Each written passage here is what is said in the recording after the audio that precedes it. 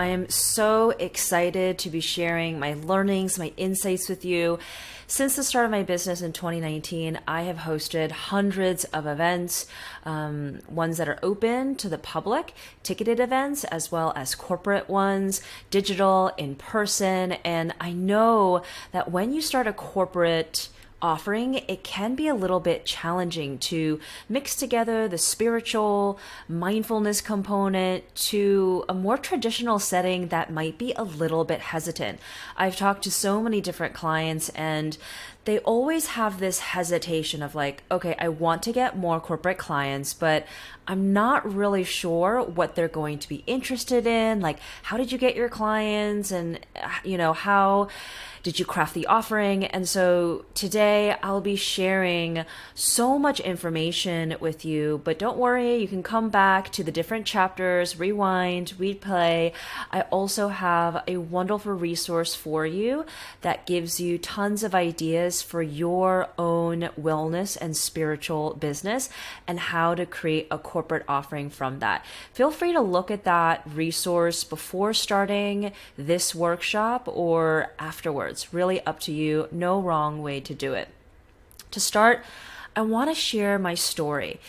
And it's important to share my story so that you understand that I actually do come from a corporate background. So it's not like I was like an artist or a musician and, exploring corporate was totally foreign. Yes, it was a little daunting because I had been out of the corporate space for many years, but I do have that background. In my 20s, I worked in consumer marketing, digital marketing, mostly abroad in Shanghai.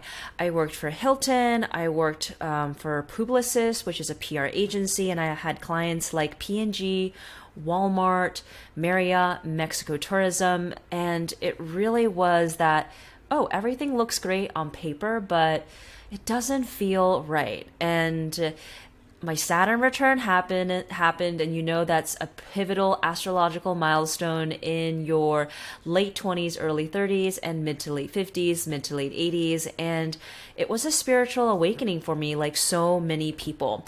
And I realized that entrepreneurship was something that I had always dabbled in. I had so many friends that started like restaurants, event planning businesses, clothing companies, but I was always kind of like dancing around it. I had a email newsletter in Shanghai in my 20s that was like my quote unquote side hustle. And I didn't really enter full entrepreneurship until my Saturn return. And I moved back home to the DC area, like actually back home with my parents. I did entrepreneurship full time. It was e-commerce. And so everything was different. Everything was like a 180. And I just learned so much about myself during my Saturn return, and I had so much frustration around what my life should look like.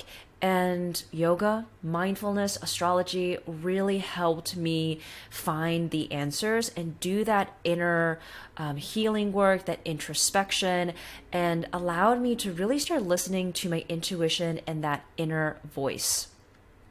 So this is the progression of Woo Woo Company. So I had an idea in May 2018. And that summer, I had actually connected with a friend and we both didn't really like our jobs. And we were like, why don't we just start something fun? So we created the website the fall of 2018. Our first event was in January 2019. We actually did 2 sold out events around higher vibrational living, intuition, and I remember like just standing there and I had like goodie bags from Hum Nutrition. It was a fully packed room. And I just realized, I was like, wow, this is so amazing. I mean, back in 2019, there weren't any type of like these types of events were very rare in Washington, D.C., very spiritual. And I remember even later that year, I did an event that was in partnership with a CBD company. I did like yoga with like CBD, and it was like unheard of. it's sold out immediately. So I know that, like cannabis, CBD has been so like normal, especially like in places like California and Colorado. But back in DC in 2019, it was completely new and novel. And with that first event in 2019, we kind of hit some like start and stops with the types of events that we had and like how they could be like some were sold out, others it was like 5 people. And I remember like in that summer, I realized from January to July that it wasn't going to be a good fit with my original business partner. So we parted ways, and I started doing Woo Woo Company full time in July of 2019. And I have this very distinct memory of being in Santorini.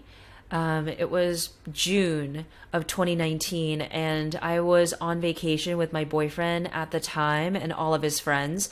And I like took a call that was like a potential business opportunity and didn't pan out. And that conversation, that phone call gave me so much life that I was like, I want to have freedom. I want to have autonomy. I want to be able to take calls like in a beautiful place like this and not have to earn vacation days. And I want to do something that is meaningful, that really lights me up. And so I came back to DC, promised myself that I would do this full time, give it my all until the end of the year and see what happened. And at that time I was still applying to jobs. I was going to maybe do this like on the side or something.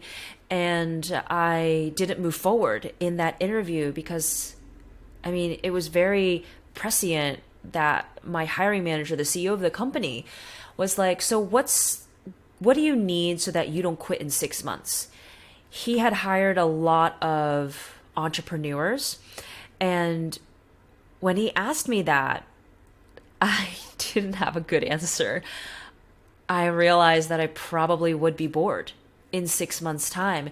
And so I said, thank you, but this isn't the right opportunity. And I started hosting events. I did 6 to 8 events every single month. And I was getting really good traction in early 2020, making enough money to live and to see that, there was a future moving forward. But as you know, the pandemic happened and it changed a lot of things.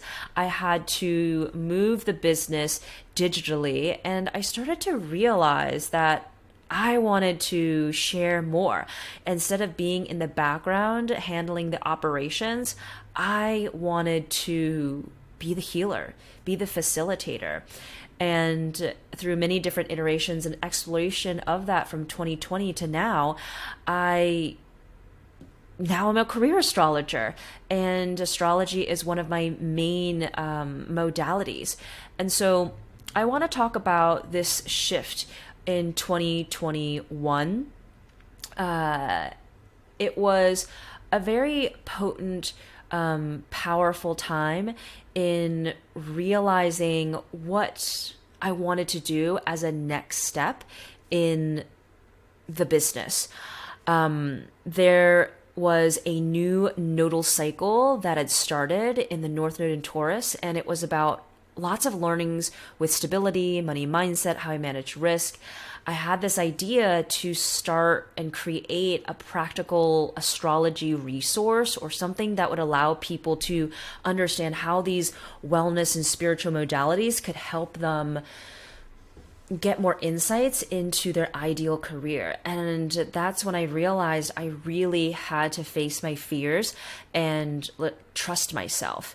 And 2021 was such a pivotal year because I had listened to my intuition to move to California in late spring. And at that time, COVID was still kind of scary. I drove cross country, but I was like, I always tell my clients to listen to their intuition, so I should do the same as well. I learned how to listen and use my intuitive gifts, I started doing career clarity readings that were like mindfulness, visualization, energy reading, Akashic records, astrology. I combined all of those different things. And as I combined all of those things, as my intuition, my psychic abilities were opening up, I had that idea of like, oh, I should create this website.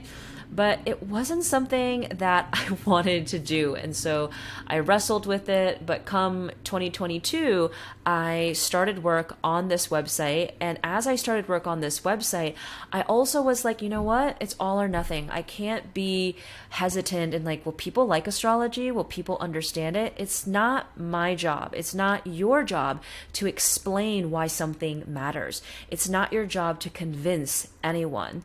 And so I made a promise to myself in the fall of 2022. I was like, I think this is what people want. I think it's really interesting. The right people are going to find me. So I had this new clarity because our lessons around money, power, risk, stability were about like to close. There was about 6 months left of it. I was feeling more confident and could really see, I'm like, this is what I want to create. I need this website. I'm going to be the career astrologer that people come to. And I was communicating that. I was sharing more on LinkedIn, sharing more on social media and my newsletter. And it was, again, another intuition trust test.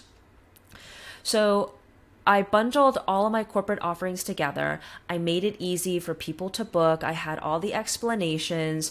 And so there was no excuses for why someone like couldn't book me. And I know that a lot of people kind of hide this information in terms of like, oh, like reach out, like email me like what you need, and then I'll give you like, you know, a custom quote. For me, what felt right was like, you know what, some people need custom quotes, other people are going to be ready to book. I have like certain limitations of like how many people, the types of workshops, and so that's what I thought would work best for me.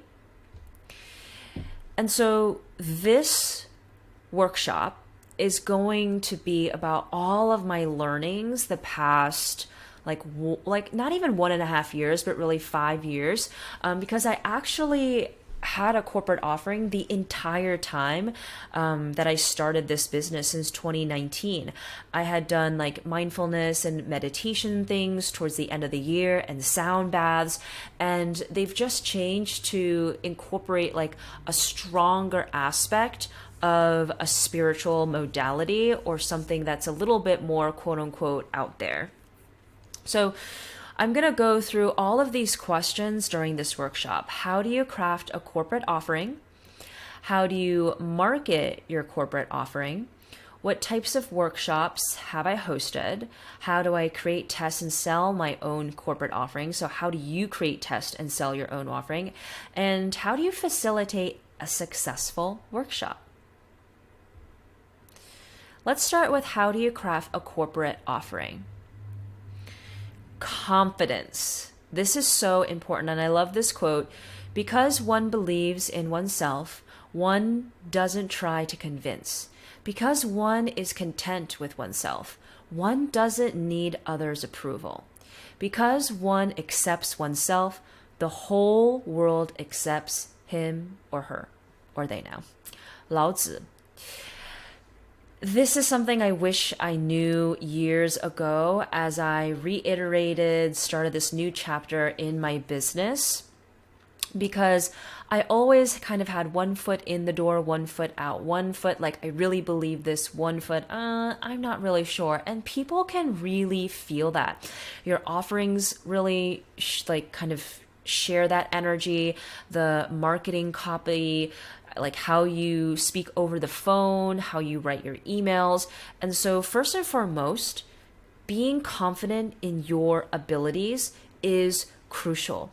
And if you are listening, watching this workshop without having kind of like a one-to-one offering for clients, I would really recommend that you feel very comfortable in a one-on-one offering, or at the very least, your ability to lead a sound bath, to do like a group energy reading or energy like, healing session, because this is going to be one of the most important things, because as you know, what is within is reflected externally. So we want you to be attracting the type of clients that you truly deserve, that are open, that want to collaborate, and are curious about what you have to offer to really bring a different element of wellness to their programming.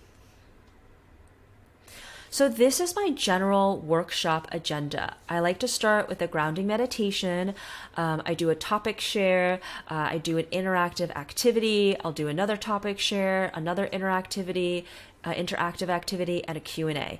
Most of the times these are around 60 minutes. And what I mean by a topic share is just like, let's say I'm sharing something about mindfulness, then I'll spend probably 10, 15 minutes talking about it, giving some examples. And the interactive component, it could be polls. I could tell people to drop something into the chat. We could do breakout sessions. It could be journaling. We could do some self-guided meditation and like visualization. So all of my workshops are very, very interactive, because who wants to just like sit and listen to someone like lecture? People learn by taking in information and then applying it, or kind of integrating it into themselves and their own like thought process and belief systems by journaling or just having time to reflect. So this is my general workshop agenda. Sometimes people only have like 30 minutes, sometimes it's 90 minutes. This is going to be a workshop that is a little bit more talking than, let's say, if I was leading a sound bath. I wouldn't have it would just be a grounding meditation. I would do some like explanation, kind of setting up like, what they're going to be doing, and then doing like a 30, 45-minute sound bath. These are some of the important questions that you'll need to ask yourself. So, who is the audience? What are their challenges? What are some pain points that they are experiencing? And how will they feel after the workshop? This is something that is like so crucial to understand, because if you don't understand from their perspective, then it's hard to have alignment in what you're sharing being the most impactful. So you want to think about who the audience is. Is it a group of women? Is it a bunch of parents, or are they younger? Are they all Gen Z? Are they going to be engineers, or are they sales and marketing? Sometimes if they're an engineer, it can be hard for them to grasp concepts of like energy, of spirituality, of the esoteric, but there's still ways to explain and share in a very impactful way. What are their challenges? What are their pain points? I always like to ask my client, what are some challenges that you're facing in your business, so that I can address them during the session or kind of weave it in, just because that allows them to see the benefit of whether it's a mindfulness session that you're sharing, kind of like showing them how to read their energy or tap into their creativity, whatever it may be. And then how will they feel after the workshop? This will also help guide you as you facilitate, and also like how you write the copy. I always like to say like people will feel like relaxed but energized. They could feel empowered. They could feel very creative or open, or feel like seen, accepted. And this will like vary from modality to modality, as well as kind of like, some people might be like, oh, like deep healing. Or others are going to be like, oh, I'm more focused on like relaxation, like self-acceptance, love, whatever it may be. And here are some workshop examples. I have 2 workshop examples for events that I did at Noya House, which is like a co-working private member space, similar to like Soho House. So this is one that I did for them in 2024. I shared the astrology forecast. So you see that I have the modality astrology, and I have something practical, like how it can help you understand like navigating your career, find creative fulfillment in the year ahead. I have like my website for them to like go to. Oh, although now I realize they had put in a typo. Okay, yoursaturn.com. There, and I said no prior astrology knowledge is needed. In fact, this session is perfect for those who are curious about astrology but don't understand all the jargon. So you want to make people like feel safe of like, oh, like I don't know anything about this. This is not for me. A lot of times people will just like write it off. So I felt like for this session, I needed to add in this like, hey, like no experience needed, just being open and curious. And of course, I have a short bio so that people understand like what I do and why I do it. Here is another event that I did for Noya House, and this one was how to use astrology to give your business an edge. The first one that I shared, that was more so about just like the forecast of what is happening the year ahead. And so you can see I'm like, okay, astrology is an incredible tool for personal growth and career insights. Career astrology focus on your birth chart placements that will give you insights into your ideal job and types of businesses that will give you the most fulfillment. So as you can see, I'm starting to see a pattern, right?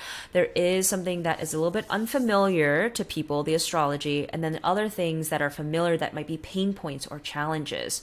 And of course, I share like, oh, I will be sharing astrology forecasts, and we'll look at understanding challenges and opportunities. And I'll also be sharing lessons that they're learning in this lifetime, how it relates to their business, the best types of businesses to start, and business partnerships and ways to make money. And again, I put in no astrology understanding is needed. And then I also put after the workshop, you'll understand how to create a more alignment within your business for more success. So really, Noya House has a audience that is very creative, very entrepreneurial. They're very business oriented. Most of them like have their own businesses, and if they're working a 9 to 5, they have a side hustle or are interested in starting a side hustle. They're generally more open-minded because they are more creative. I find like the creative types, people who have creative jobs, they just understand like energy, emotions, spirituality and meaning and meditation and mindfulness are all very important things to hone the craft. So these are 2 examples of like how I've crafted the offering by answering those questions that I shared before. And you can go back and take some time. You can feel free to pause the workshop right now and just ask these questions, journal, type it up, and it gives you like that starting point to brainstorm what are some of the types of workshops that you would like to create. Okay, so now we have how do you market your corporate offering? This is like one of the biggest questions that people ask me. So here are the highlights: Instagram and TikTok strategy, LinkedIn strategy, networking, professional groups, and free workshops. So I have been exploring creating more content on Instagram and TikTok really for the last few years, but doing it in a different way last year, and then specifically the last like 2 months. And what is really important is to post consistently and figure out what your hook is. So what I've realized that has worked well for me is like, why today is a weird day? And it's a weird day because it's the start of Mercury retrograde, or it's a full moon, or something else that is happening. My target audience for my business are going to be people who are much newer to astrology and to the world of spirituality. I do have many clients who are well versed. They are healers themselves, but my content works for them as well, because it eliminates a lot of the jargon. It focuses on something that they're dealing with, or they're like, oh yeah, I did feel stressed today, or I did feel weird, or I want a new beginning, or I'm feeling a shift in my relationships, or I've been feeling called to tap into my intuition. So what I found worked for me, and this is trial and error, so you have to try this yourself, is stuff like why today is a weird day, like really worked for me.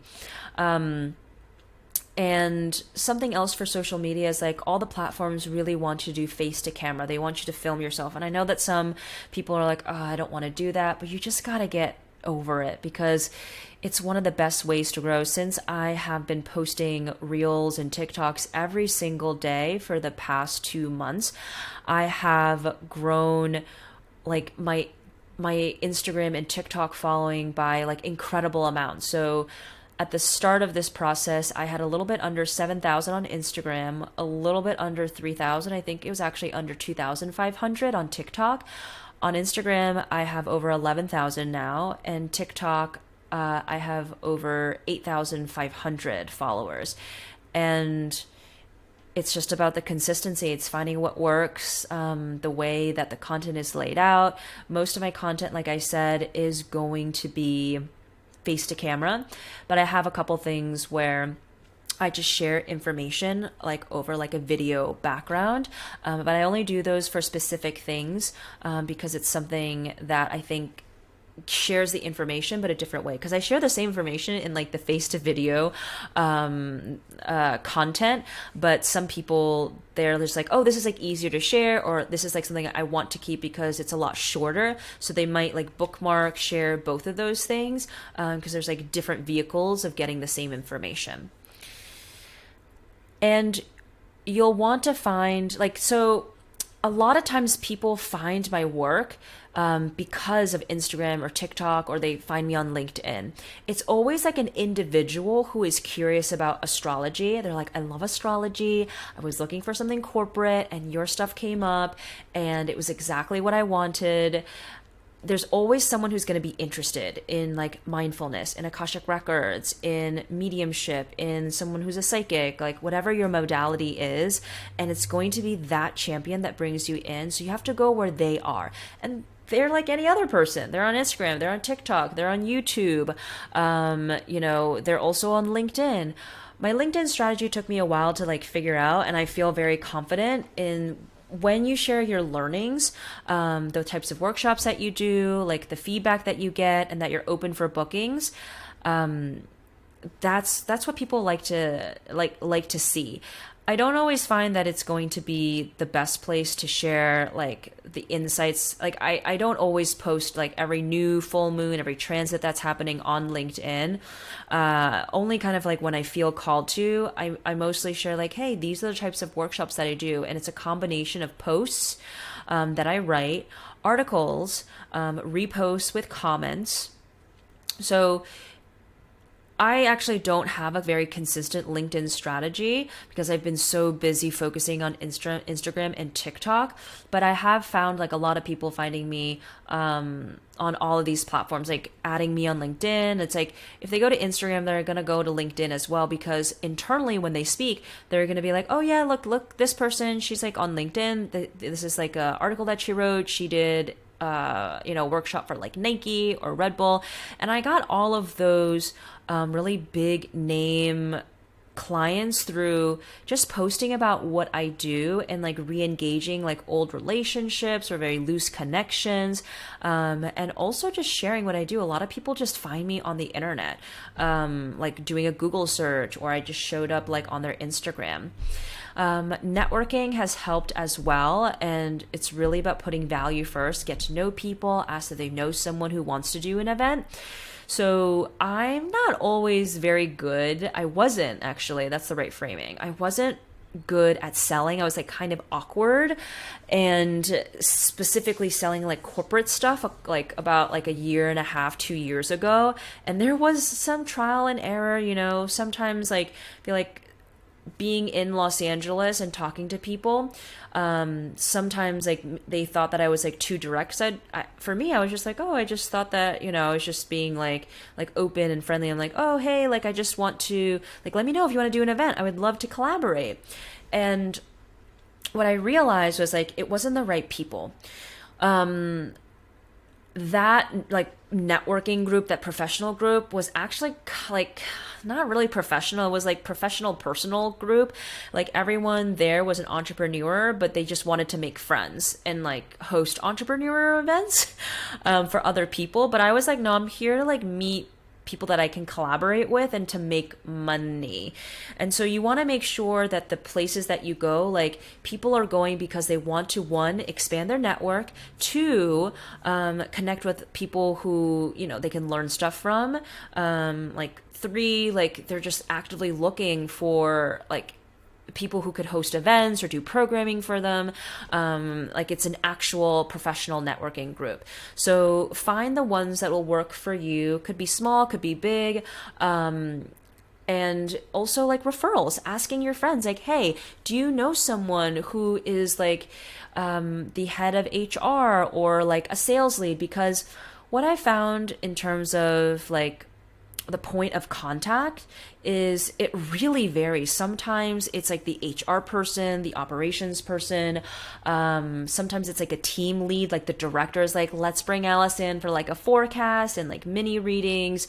So it really depends. And there are some people, they like will like really just focus on like HR like talent and culture leads, or they'll just focus on like sales leaders or just one specific type of like role.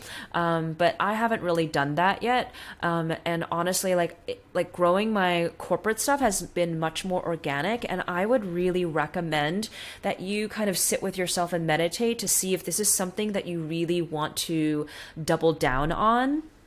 And focus your attention there, or do you want to work more on your one-to-one stuff and allow that one-to-one to kind of like do the work for you, and kind of get the word out about what you're doing, and naturally more corporate bookings like will find you.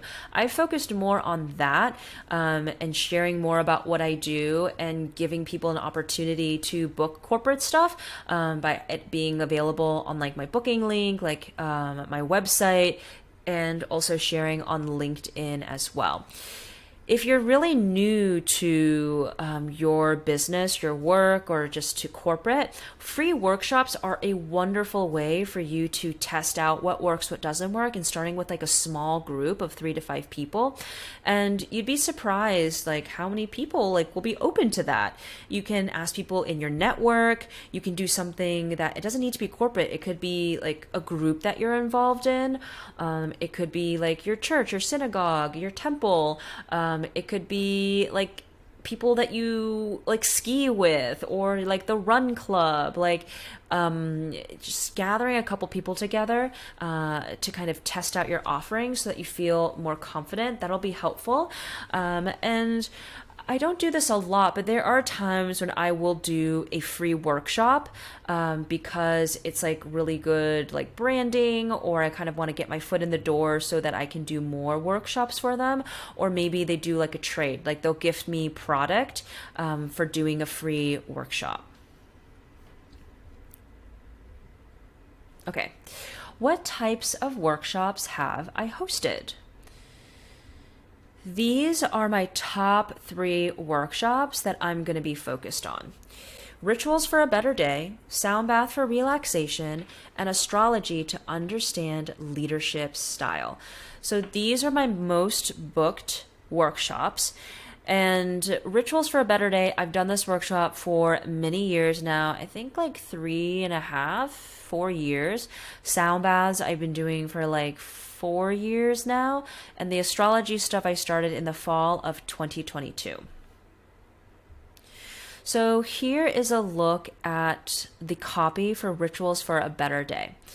So you see that I find like a pain point or a challenge that the audience, the attendee might have. And then I say, well, what is the benefit? What is the solution? It's rituals, morning, evening rituals. I elaborate what that means and like why it's important. In like my document, I have like this linked, scientifically proven to an article.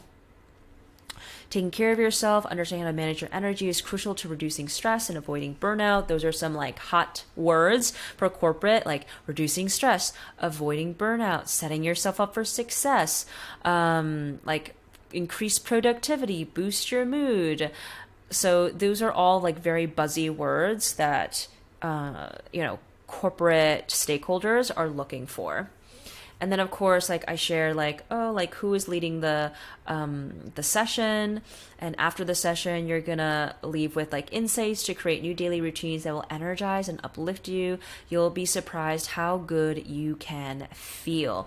So I always try to also share some insights and some benefits that people will have after the workshop, because it's not just about the time that we spend together. It's about empowering people to know like what they can do, how they can incorporate this. And I also include my bio at the end as well. So learnings that I want to share: test your workshop digitally and in real life. I had gotten so good at doing digital workshops in 2020 and 2021 that when I did my first like in-person event, I was like, this is kind of awkward and like disjointed. And I think it was also just because people started coming back into the office, and so they were feeling awkward as well. It's kind of like awkward all around. But I definitely recommend that you test your workshop digitally and in real life. What does that mean? It means like doing a dry run, and just like kind of presenting like on your own, recording it, and then like reviewing it. In real life, you want to, if you can, get photos of what the room looks like or visit beforehand. Definitely get there early. I always arrive like 30 minutes to 45 minutes before to troubleshoot any like tech issues, see where I want to stand. Like if you're doing it real life, like, will you be just speaking, or do you need some notes? Will you have a presentation, or is it going to be much more kind of like feeling based? If you're doing something like breath work or a sound bath, are people going to be lying down or seated? Is it outside? Is it inside? These are some very important things for you to figure out. And there have been some workshops I've done without presentations, like a PowerPoint, and others where I do have PowerPoints. It really just is your preference, and sometimes the client will ask for it as well. Ask the client about the desired income so you're in alignment. Are they looking for something relaxing? Are there people who have never done this before? You want to know kind of like what you're going into. Have people done sound baths before? Do they have knowledge about astrology, about Akashic records, and how to prepare for an unengaging crowd? So if like think about it digitally and in real life, in person, what happens if you just have a crowd that's like doesn't ask questions or has like a blank stare? It doesn't mean that they're like uninterested, but they just don't have any questions. And maybe the information you're sharing with them, they're just like, oh, this is like a lot to like take in. I'm not really sure. That's why with my workshops, I always make it very digestible. And there's almost like kind of little modules within the workshop of like a visualization and then a meditation, journaling, so that they don't feel like I'm talking at them for a very long time. It's like learn something, then kind of integrate that knowledge, spend some time like reflecting, etc. Do's and don'ts. So give practical examples and use language that relates to the audience. One of the things like I've heard at a lot of events, and I absolutely hate, not just because like one of my businesses names is Woo Woo Company, but someone will like start the meditation and be like, I want you to visualize what your life is going to be like in a year, or like write down all that you want to kind of achieve over this next year. Like they're like, it might be a little woo woo, but just do it. And I'm like, it is what it is. So I always hate it when people do that, because it's already like kind of a negative feeling that's coming in of like, oh, this is strange, like this is not done. But actually, like, that example was not strange at all. Like, write down your dreams, dream big, be authentically engaging. What is something very important in like tone of voice is like, you have to feel the excitement from the inside out. So like, I could do this presentation like this: do's and don'ts, give practical examples, and use language that relates to the audience, be authentically engaging. But that's like very flat. So when I'm like presenting, whether it's like recorded or live, like I add like excitement, like you're right in front of me, because I want you to be engaged. It's not about being like fluffy, being superficial, but what can you do to sound excited? Because sometimes, I mean, I've done some of these workshops so many times that I like kind of know what people are going to say, what they like, so it's very, like kind of like old to me, but it's new for them. So I need to find new ways to authentically engage, to share examples, to ask them what they think. It really starts with tone of voice. And what's good to kind of like keep in mind is like, I'm excited, I'm enthusiastic, I'm sharing information in a way that will be well received. Like, set some intentions for yourself. And what helps is to smile, because people can hear when you smile and when you're excited about something and when you're not. Be clear about expectations and what the workshop entails. You want to make sure that they know exactly what you are delivering.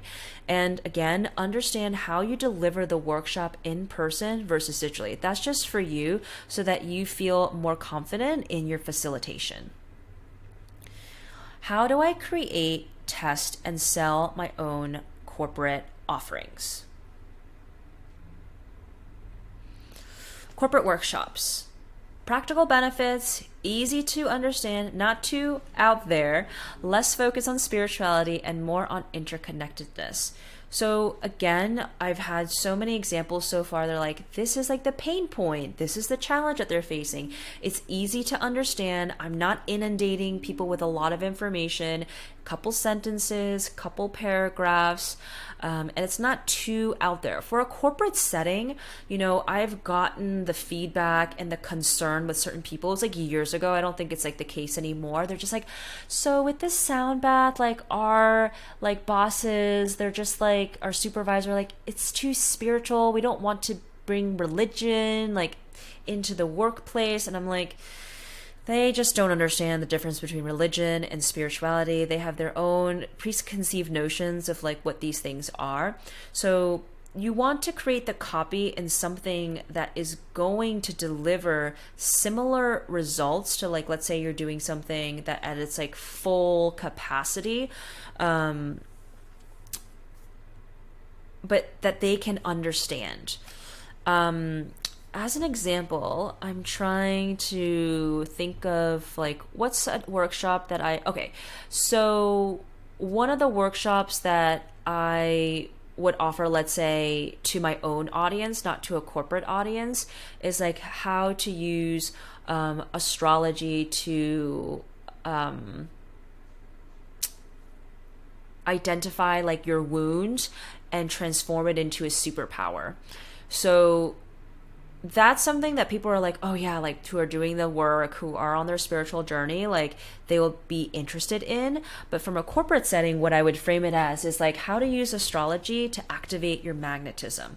Same content, but just worded differently. It could also be how to use astrology to activate like your sales magnetism, how to like market yourself authentically. Those are some examples.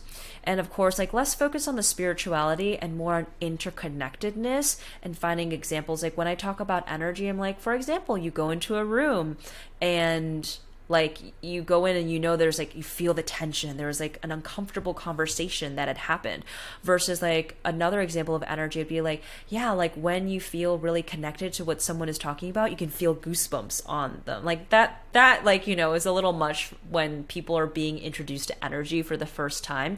So you can test these out too.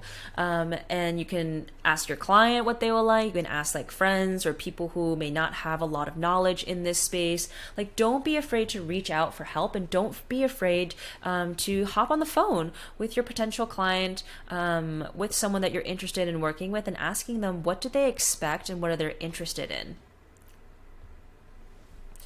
What are corporate clients looking for?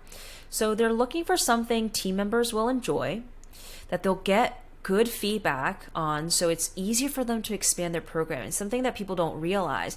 Like, let's say they organize all these different like wellness programs, but the titles aren't good, or there's a low attendance. Well, it's going to be so much harder for them to invite you back in, for them to even do something like that again, because maybe they don't know the right types of titles to use. So that's why it's good to like ask them questions and to kind of use your intuitive abilities to see what's going to land the best. There's a lot of intuition at play here.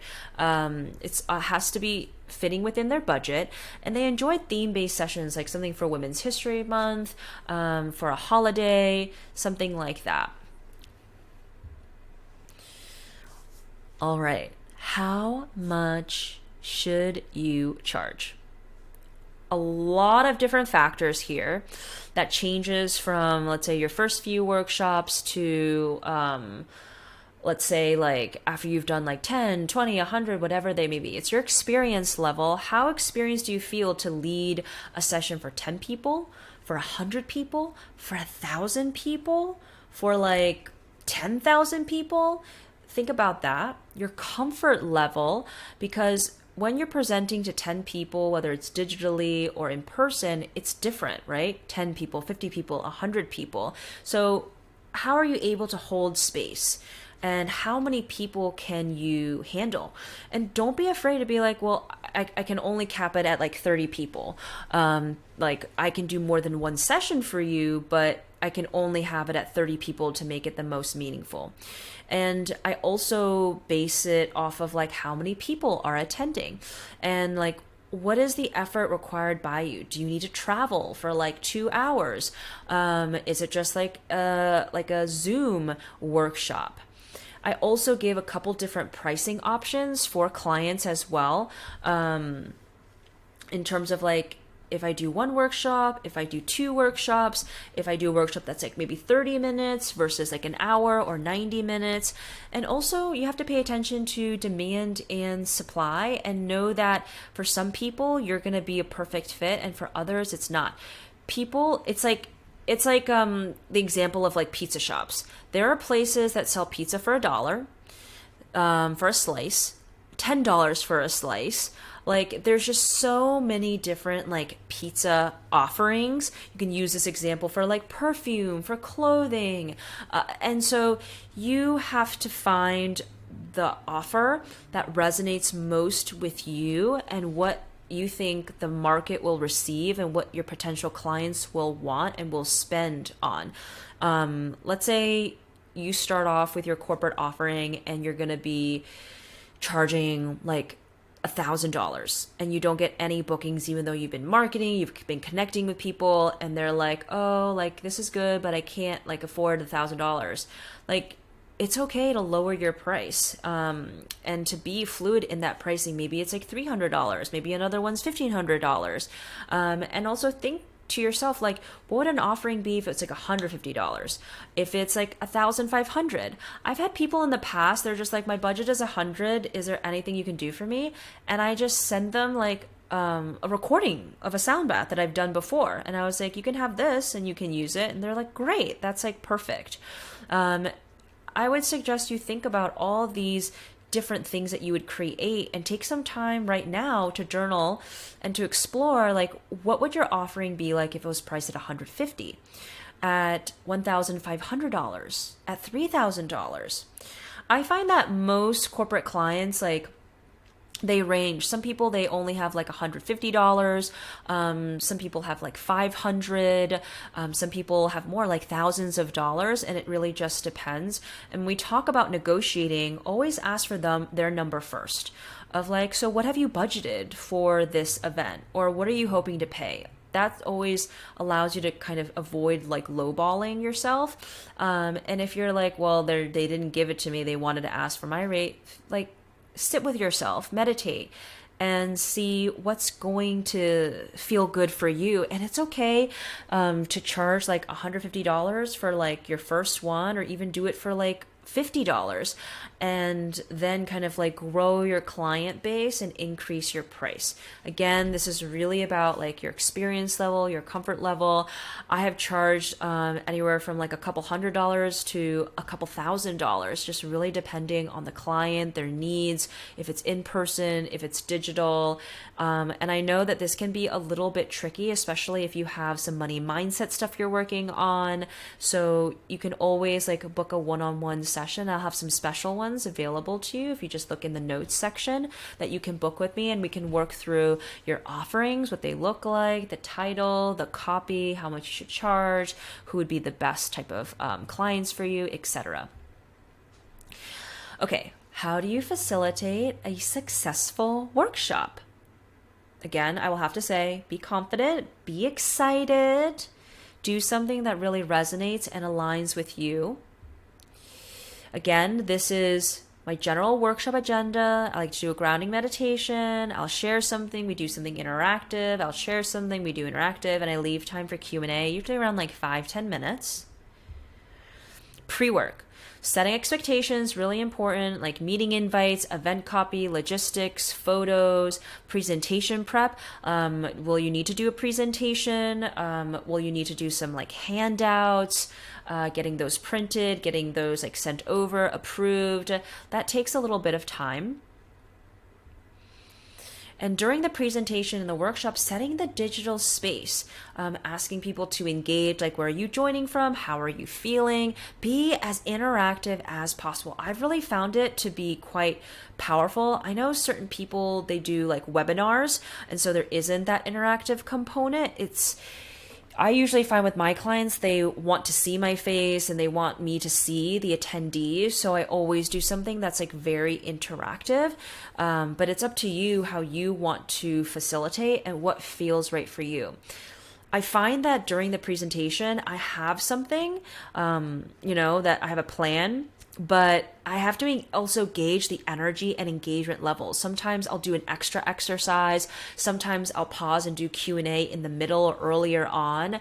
I'll sometimes maybe do a poll instead of dropping into the comments. I'll maybe have people DM me if they're not feeling comfortable sharing with the group, just because like everybody's feeling different on a daily basis. And that's where your intuition comes to play of like, I actually think like people, like I led an intuition workshop a couple weeks ago, and this group, they didn't really meditate a lot. And as I was trying to get them into like to access their intuition, you have to calm the mind. And I felt like people were having a hard time slowing their mind down.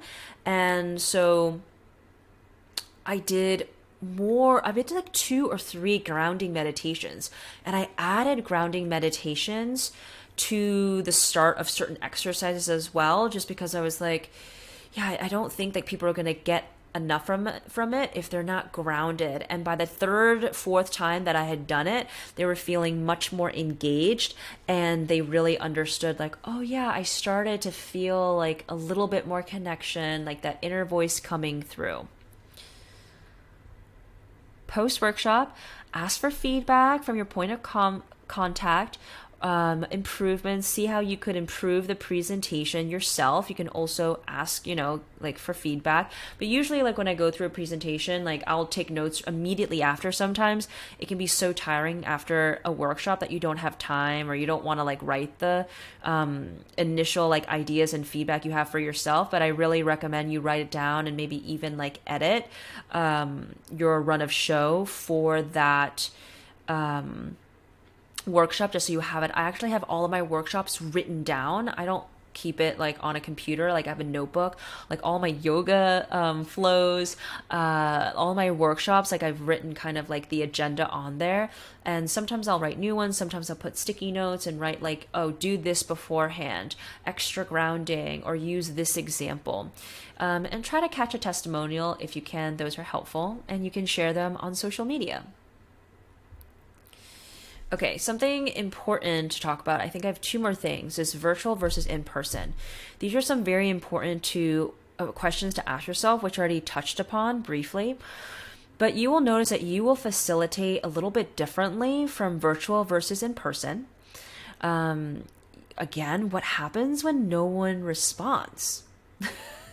This is something that you'll need to ask yourself and kind of be prepared to continue being engaging. And I know sometimes it's like when you're talking to like a wall, like there's so many people, so many like no cameras on, if it's Zoom, or cameras on and they're just like blank stares. But like, what do? You can't let that affect you. Keep on moving on. Like, what if people are confused? Like, how do you answer their questions? How do you kind of like diffuse the confusion? What are some common questions that might come up so you can be prepared for them? How will you lead the interactive parts? Is there any like pre-planning that you need to do? Any like pre-workshop work? And again, like, how do you keep it engaging? How do you keep yourself engaged? I have a friend, she just asked me, hey, like, are you free for like a 90-minute workshop? It's in a couple months. It's with this like client that I'm pitching. And I'm thinking like 90 minutes, that's like a really long time.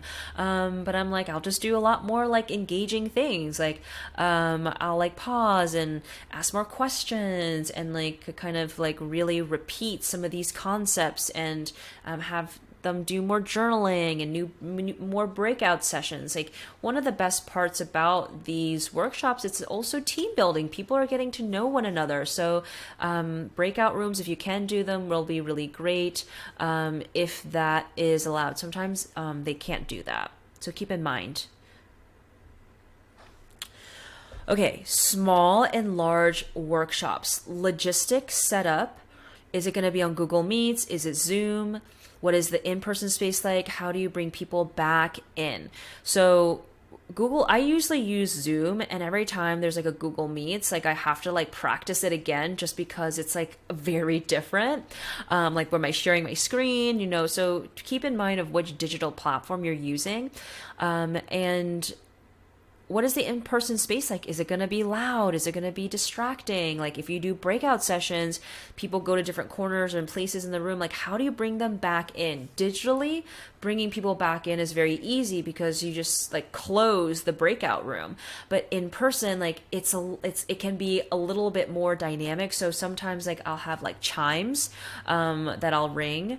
I try to do like the most like not intense, but the most engaging interactive component towards the end, because it does like bring a lot of energy up and it's hard to like draw people back in. Small and large workshops, you also have to consider cultivating the energy. Holding the space for 10 people versus 100 people is very different. When I do 100 plus workshops, there's a lot of questions that come in like at all different levels. I did this astrology workshop one time, and there are people who are like, what is my sun sign? Or like, I don't understand it. To like, oh, like my sun is conjunct this. Like, so it was like varying levels of knowledge. And then of course, keep in mind of, what are the interactive activities going to be like? Because you may not be able to do like 30 breakout rooms, let's say for 60 people and 2 people in a room. It might need to be 3. You might need to give them kind of like journal prompts, or not journal prompts, but like questions to ask one another. And if you're doing it in person, you might be able to do something that's like more somatic. You can move the body like jumping jacks, or stretches, or like kind of like humming, toning, something like that. One of the most important things when you're facilitating a session is to read and understand how people are coming in, and then cultivating a space through your energy, through your facilitation, your insights, what you're sharing, so that they can be curious and mindful, and then when they leave, they're like, wow, like so much has shifted. So a lot of times people are coming into my workshops like a little bit stressed, a little bit anxious, not because of like my topic, but because they're so busy. They're like, okay, like I'm supposed to show up for this. I think I'm interested. I want to go, but I have so many things I need to do. So like, and they could also just be feeling like very stressed, and your workshop is going to calm them down. So note how people are feeling. You can ask as well. And then during the session, like have it be something like a surprise and a delight of like, wow, like people are learning things about themselves and their coworkers that they really didn't know.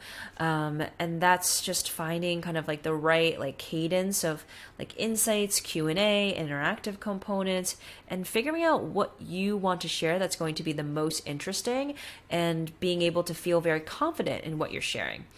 And when they leave like your workshop, ideally they're feeling open, expansive. They could also be more curious. They could be content. They could feel calm. It doesn't have to be any of these words I listed. You can plug in other words, other feelings as well.